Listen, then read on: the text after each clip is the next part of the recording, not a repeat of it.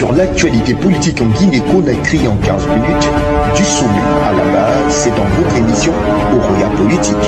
Tous les jeudis, retrouvez Sardi Kondi pour un quart d'heure dans le débat politique. 17h, 17h15, des personnalités de la classe politique guinéenne ainsi que les cadres du gouvernement actuel vous donneront de mieux apprécier le thermomètre de la politique locale. Oroya Politique, ensemble, réglons le défi de la bonne gouvernance. Émission à suivre également sur nos différents plateformes. Fidèles téléspectateurs du quotidien national Oroya, bonsoir, bienvenue dans votre émission Oroya Politique.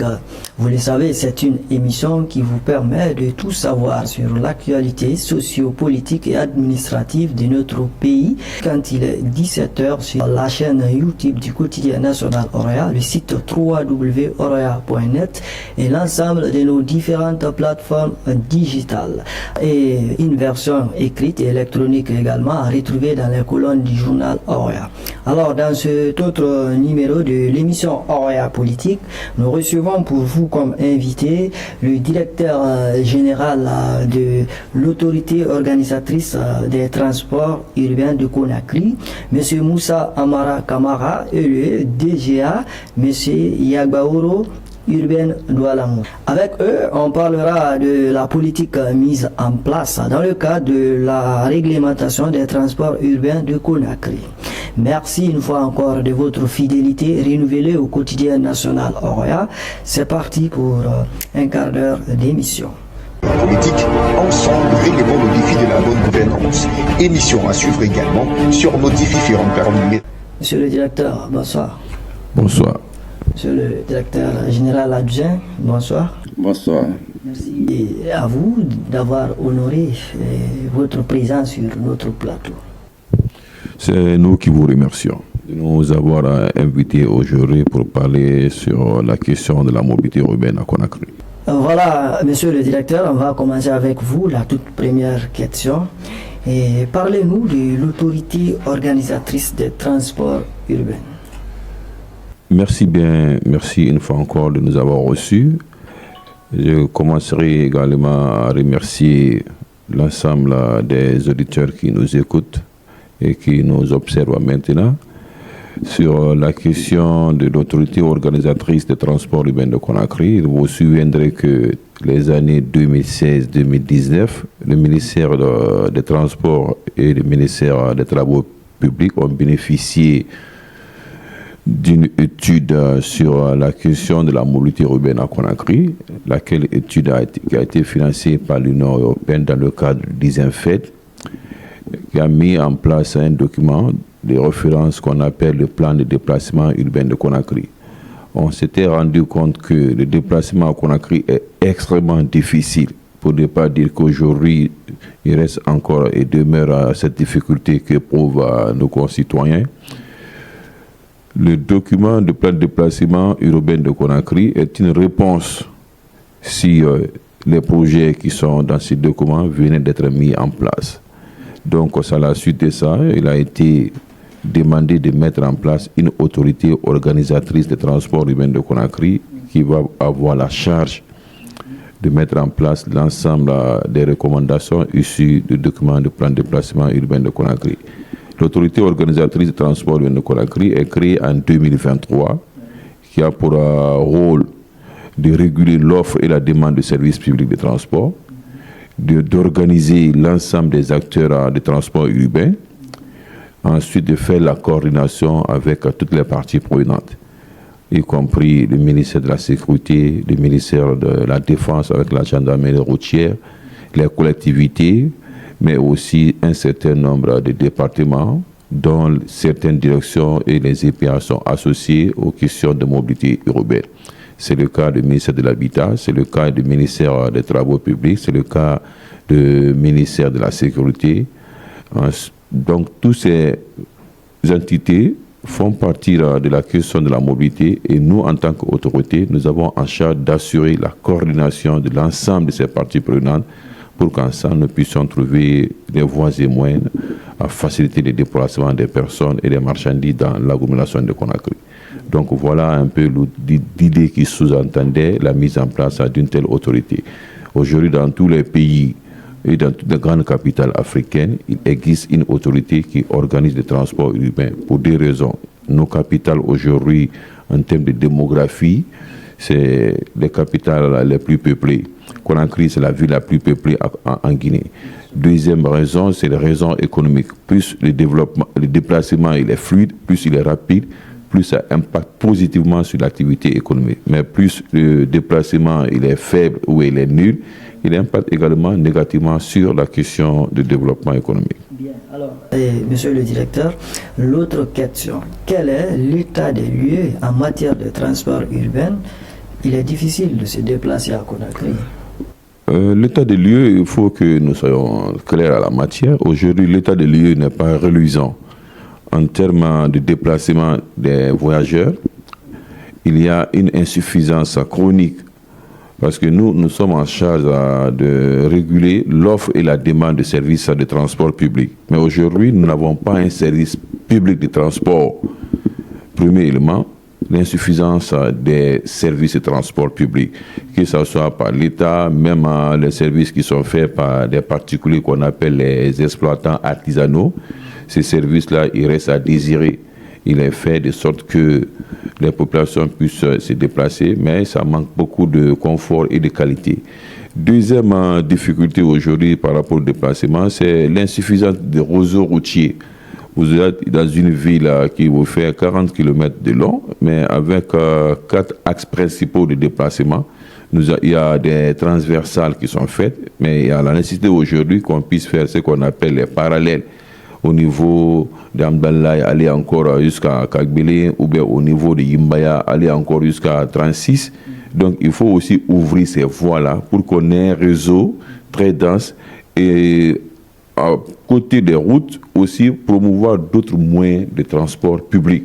Merci monsieur le directeur. Nous allons nous tourner vers le directeur général adjoint.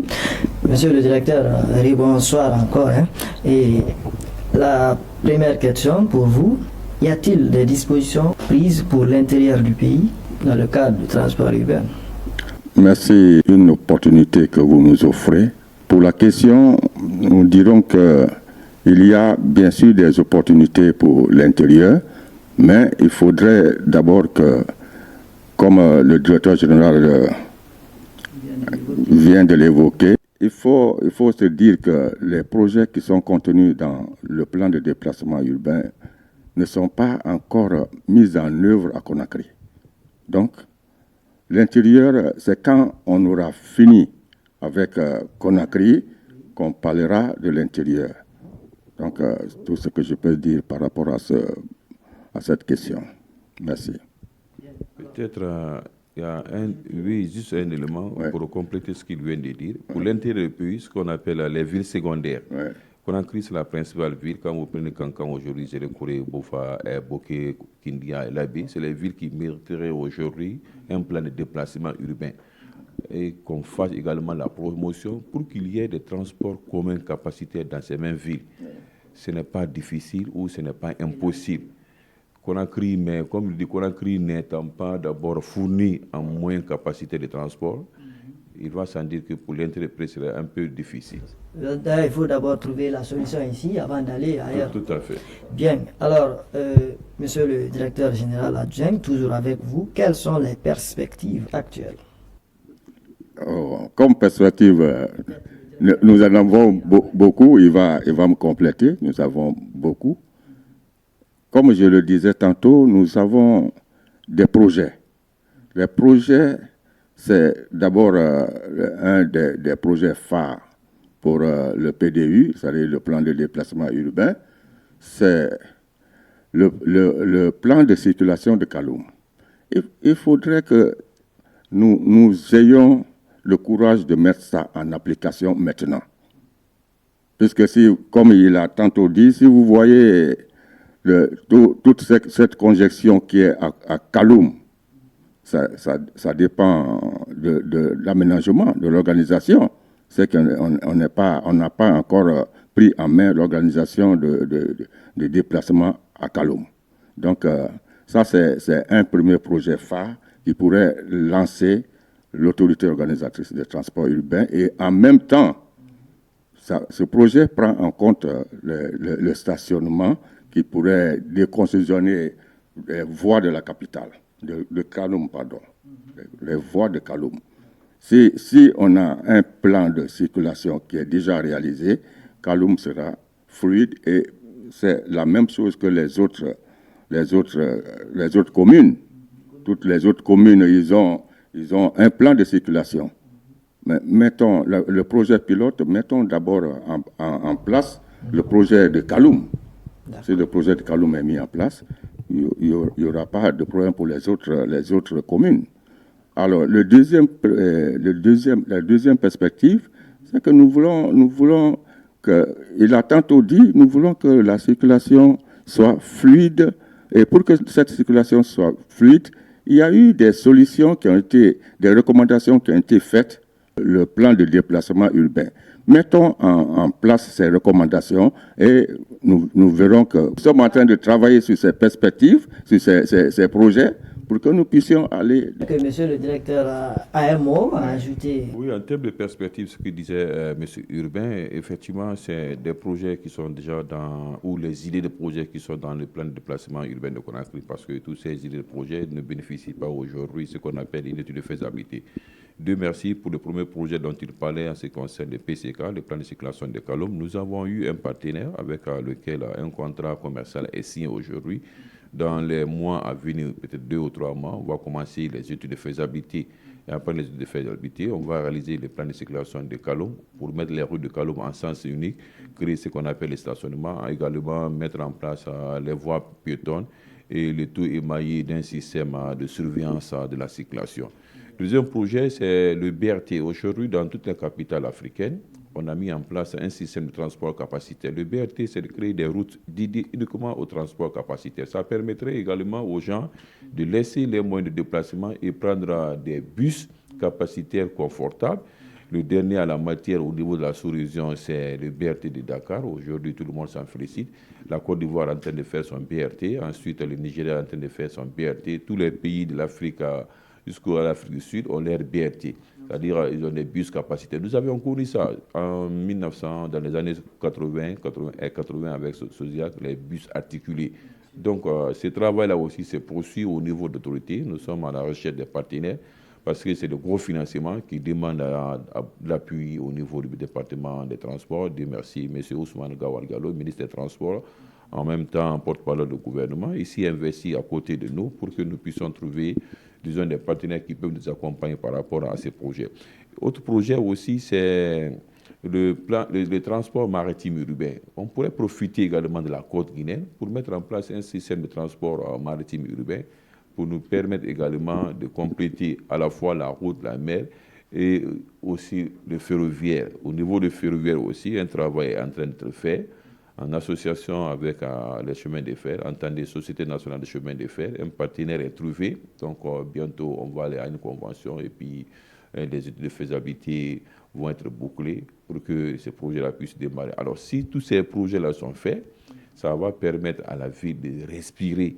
Là, on est dans ce qu'on appelle la multimodalité. C'est-à-dire vous prenez la route, ou bien vous pouvez prendre le train, ou bien vous pourrez prendre également le bateau pour faire votre déplacement, ou bien pour faire transporter votre marchandise. Donc voilà les grands chantiers en termes de perspective que l'autorité organisatrice de transport urbain de Conakry est en train de développer aujourd'hui pour que les années à venir, les populations de Conakry puissent se déplacer aisément. Parce qu'aujourd'hui, c'est un peu frustrant, nous en tant que responsables, et vous en tant que citoyens, les difficultés que vivent nos compatriotes tous les jours que Dieu fait. Le matin, il faut se lever à 6 h du matin, à 4 h du matin, à 3 h du matin pour que vous soyez à l'heure. Tout cela, c'est impact sur la santé. Donc, c'est pour dire que si on n'investit pas également dans la mobilité, ça peut impacter sur les autres secteurs. Le développement, c'est 2 grands éléments. C'est l'énergie et c'est les transports. Si les transports ne sont pas développés, c'est un gros frein par rapport au processus de développement ou dans un cadre économique. Eh bien, monsieur le directeur, je vais continuer avec vous, avec cette autre question. Vous êtes sûrement confronté à des défis. Les défis, ils sont énormes aujourd'hui parce que, comme je le disais, nous sommes une jeune structure. Nous sommes un EPA, un établissement public à caractère administratif, qui est créé en 2023.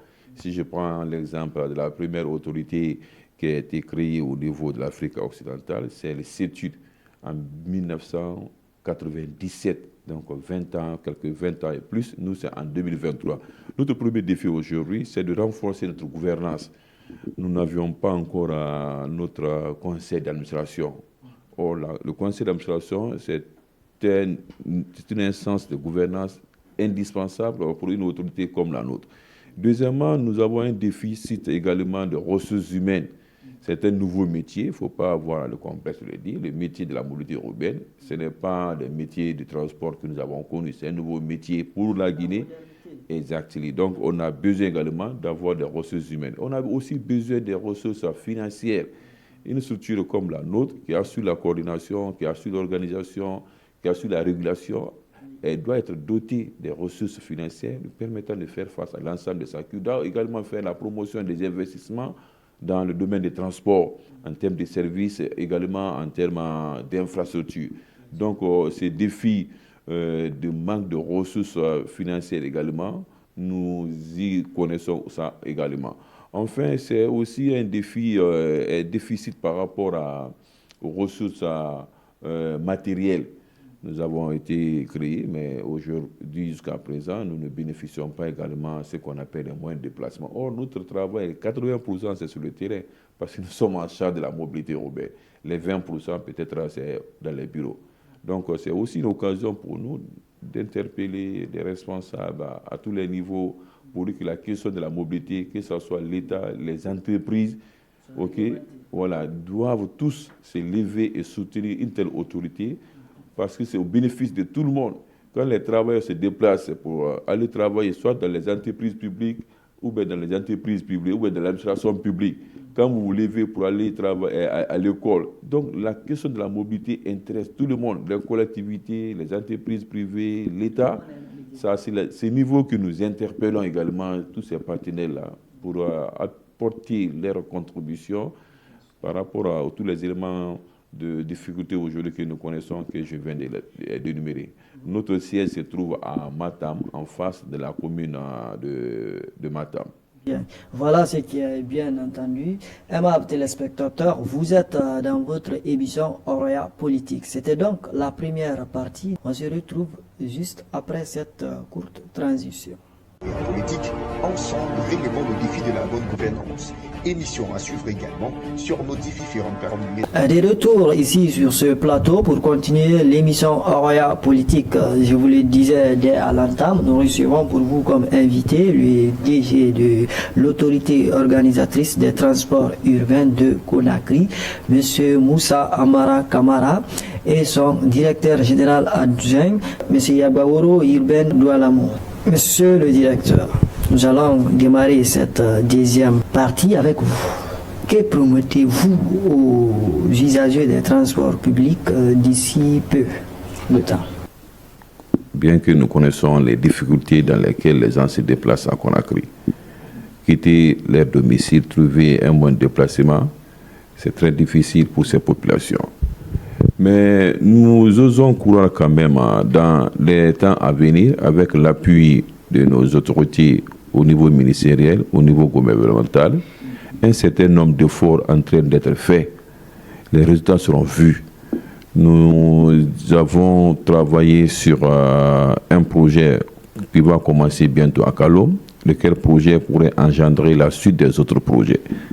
C'est sur le terrain où c'est au niveau du pied du mur, on connaîtra le bon maçon.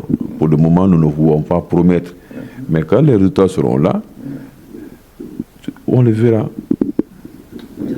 La promesse qui est maintenant en vue, c'est l'arrivée des bus.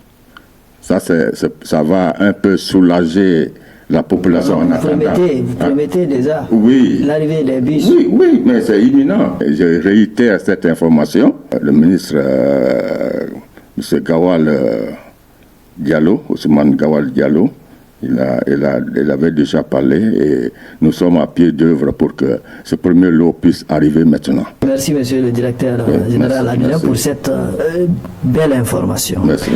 Alors, monsieur le directeur, les rues sont souvent barrés par des jeunes footballeurs empêchant ainsi les véhicules et autres engins de circuler normalement. Et que comptez-vous faire pour mettre fin à cette bagarre? Ça, c'est la preuve pour vous dire que la mobilité est un élément intégrateur. Quand on parle de la mobilité, elle ne se limite pas seulement au seul déplacement. La mobilité prend en compte à la fois le déplacement des personnes et des marchandises, ça prend en compte la mise en place dans les secteurs, ce qu'on appelle l'immobilier. Donc la mobilité prend en compte l'ensemble de tous ces éléments-là. Les rues de Conakry aujourd'hui souffrent de beaucoup de difficultés. C'est très facile qu'aujourd'hui qu'on dise aux jeunes de quitter les rues. Mais s'il n'y a pas d'autre alternative, c'est à ce niveau-là, nous travaillons aujourd'hui avec toutes les entités. C'est-à-dire qu'il y a une opérabilité entre agences. C'est le ministère des Transports, c'est le ministère de l'Habitat à travers la DATU, c'est le ministère également des Travaux publics, pour qu'ensemble, chacun en ce qui le concerne, puisse apporter sa contribution. Pour qu'à la fois, on puisse trouver des endroits où les jeunes peuvent jouer, se distraire, ou bien qu'on puisse fixer les heures, que ça ne soit pas à tout moment, malgré qu'il n'y a pas d'endroit dans certains coins où on peut trouver des endroits pour les jeunes, mais on peut fixer quand même l'utilisation à des moments où il n'y a pas beaucoup de fréquentation. Mais c'est aussi de la responsabilité des collectivités locales de toujours intervenir. Parce que quand vous prenez les ruelles, ça relève de leurs compétences.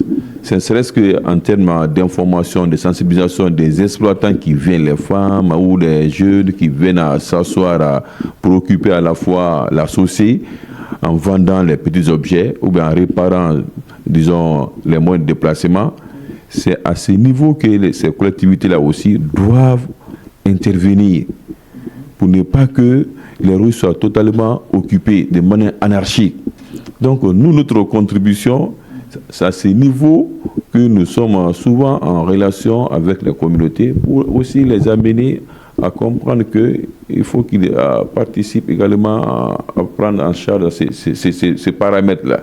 Sinon, nos rues, on va bouffer les rues, mais si on ne respecte pas l'usage des rues, ça ne va pas nous amener à avoir le résultat escompté. Eh bien, monsieur le directeur, nous sommes pratiquement à quelques minutes de la fin de cette émission. J'espère que chacun de vous aura droit à une question avant de la clôturer, l'émission. L'autre question, monsieur le directeur, la circulation des taxis motos est un autre goulot d'étranglement dans la cité. Quelles sont les mesures prises par votre direction, afin de limiter les dégâts causés par ces motos? On n'a pas un système de transport. Or, s'il n'y a pas un système de transport, les gens ont besoin de se déplacer. On voit beau dire aujourd'hui, les taxis motos, ils font des accidents, les taxis motos, ils ne sont pas disciplinés, les taxis motos, avec un chapelet de critiques à l'endroit des jeunes, que je salue d'ailleurs, mais qui font un grand effort pour assurer le déplacement des personnes. Aujourd'hui, à Conakry, je peux oser de dire à 20 à 30% des élèves qui vont à l'école sont transportés par les taxis motos. Les fonctionnaires qui viennent au travail sont transportés par les taxis motos. Donc, nous sommes en train de travailler avec les associations socio-professionnelles. Aujourd'hui, on a mis en place un comité avec toutes les parties prenantes, les collectivités, les associations socio-professionnelles, ministère de la Sécurité, ministère de la Défense, ministère également de l'Habitat, qu'ensemble, pour que nous puissions élaborer ce qu'on appelle un cahier des charges, identifier les points de stationnement, travailler également sur les autorisations de transport. Ne transporte pas qui il veut. Transporter, c'est un métier. Donc, pour que vous vous engagez à faire ce métier, vous devez aussi vous engager sur la base d'un cahier de charges. Donc, ce travail-là est en train d'être fait pour beaucoup plus de pédagogie, pour qu'à la longue, celui qui va être taximètre, il connaît ses droits, il connaît ses obligations. Le respect vis-à-vis des clients, le respect également vis-à-vis des autres usagers. Il est soumis à un cahier de charges. Le respect également d'un certain nombre d'éléments de sécurité, les casques, les chaussures, pour lui, les casques et pour les passagers. Donc nous y travaillons sur ces éléments-là, pour qu'enfin on puisse combiner ces moyens de transport avec également les autres moyens de transport qu'on appelle les bus, pour qu'à la fin, les taxis pourront faire ce qu'on appelle les kilomètres zéro, prendre les gens au niveau de la maison, les ramener au niveau des stations, comme on appelle des abris bus par exemple, et de là, les passagers pourront prendre les bus. Donc les taxis pourront à la longue assurer le déplacement à la maison et vers les lieux d'échange pour d'autres moyens de transport capacitaires. Bien, monsieur le directeur. Monsieur Urbain, voilà l'autre question, la dernière d'ailleurs pour vous. Dans cette émission, bien sûr, le non-respect des panneaux de signalisation fait lésion à Kaloum. Et qu'est-ce qui doit être fait pour respecter les règles à ce niveau? Ok, bon, le non-respect des panneaux de signalisation. Mais qui conduit d'abord? On dit le conducteur, c'est celui qui est formé à toutes ces règles.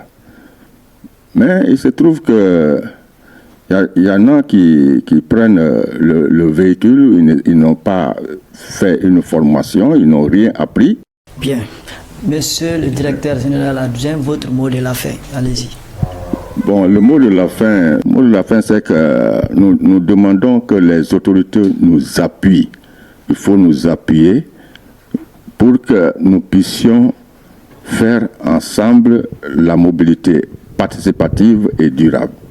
Voilà, monsieur le directeur, c'est pratiquement fini. J'espère que vous avez un message à l'endroit des décideurs. Allez-y. Tous les jours que Dieu fait, chacun de nous est amené à se déplacer. Or, les services en charge aujourd'hui de la mobilité urbaine souffrent d'un certain nombre de moyens. Donc nous invitons l'autorité à appuyer les services pour la mise à disposition de ces moyens. Et deuxièmement, nous le disons tout simplement parce que la mobilité urbaine, c'est une mobilité qui nous engage tous. Merci. Et monsieur le directeur général adjoint, c'est pratiquement fini au cours de ce numéro de l'émission Roya Politique. Merci d'avoir accepté notre invitation. C'est nous qui vous remercions.